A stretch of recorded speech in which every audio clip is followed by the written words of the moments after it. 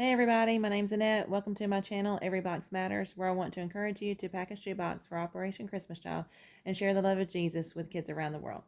Today I'm doing a project on notebooks. They're little copy paper drawing sheets they could use for journaling or anything like that. I just wanted to show you how I did it. I first saw this idea from Matt, Man, and Robin, and she did them and had a pocket in the front, so I've changed it a little bit to make it simpler for me. And Strawberry also did some on her channel. So this is just a variation on a theme, and this is the way that I've been doing them, so I just thought I'd share it with you. I have been using scrapbook paper. This is just regular scrapbook paper, not too thick. These are some for girls, just some of these colors, and even this blue one.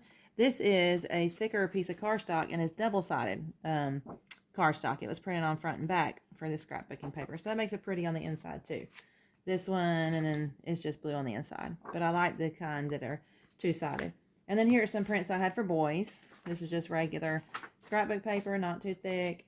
And this is just some cute little boy ones, airplanes, some space theme, and then just some generic blue. Okay, so those are some ideas of scrapbook paper. Those are boys and girls, and I just happen to have tons of scrapbook paper because I used to do it quite a bit, and I've slowed down ever since digital stuff came out. So I thought that would be a great project to do since I have all this stuff. So I'm going to show you what I do from start to finish. This is a piece of scrapbook paper. This one's thicker cardstock. It's just one-sided though. The other side's white.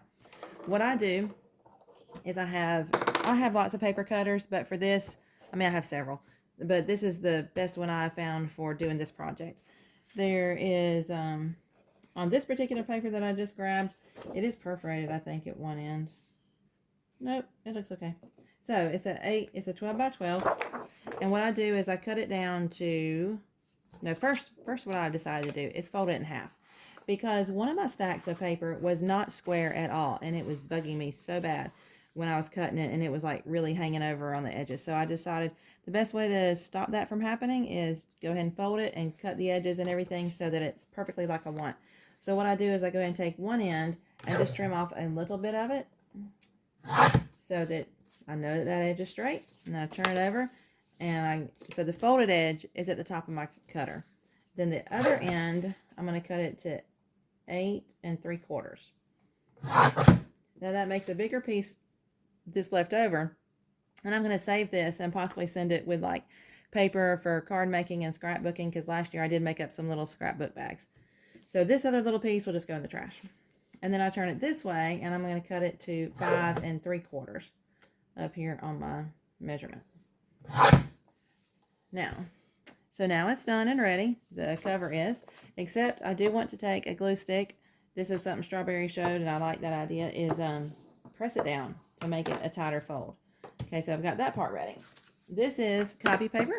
This is 10 sheets. I've already separated those into stacks of 10 apiece. Then I'm going to just fold that over and press it down, and then use my glue stick and press it down better to make it this nice, tighter fold.